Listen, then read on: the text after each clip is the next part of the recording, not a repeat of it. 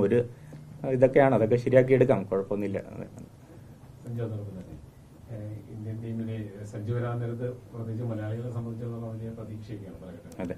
അപ്പോൾ പലപ്പോഴും നമ്മൾ കാണുന്നു സഞ്ജു നല്ല ഫോമിലേക്ക് വരുമ്പോൾ പലപ്പോഴും തഴയപ്പെടുന്നു എന്നുള്ളതാണ് പൊതുവെ പറയുന്നത്. അതിനുവേണ്ടി ഒരു പ്രത്യേക ലോബി വല്ലതും നടക്കുന്നുണ്ടോ? സഞ്ജു സ്വാഭാവികമായിട്ടും പ്ലെയറായി സഞ്ജു അറിയാൻ പറ്റുമല്ലോ, നമ്മൾ ഒതുക്കുകയാണ് അങ്ങനെ വല്ല.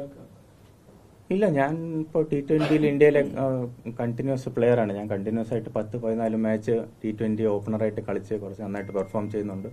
അങ്ങനത്തെ കുഴപ്പങ്ങളൊന്നും എനിക്ക് അങ്ങനെ തോന്നിയിട്ടില്ല. നമ്മൾ അങ്ങനത്തെ പ്രശ്നങ്ങളൊക്കെ അങ്ങനെ ഉണ്ടാവും തോന്നുമ്പോഴും ഞാൻ എൻ്റെ അകത്തോട്ടാണ് ഫോക്കസ് എടുക്കുന്നത്. എനിക്ക് നന്നായിട്ട് ബെറ്റർ ചെയ്യാൻ പറ്റും. 50 റണ്ണിൽ സെലക്ഷൻ കിട്ടിയില്ലെങ്കിൽ അത് 100 റണ്ണിൽ അടിക്കണമെന്നാണ് എൻ്റെ കോച്ചസും എൻ്റെ വീട്ടുകാരും പഠിപ്പിച്ചിട്ടുള്ളത്. അപ്പോൾ ആ രീതിയിലാണ് മൈൻഡ് സെറ്റ്.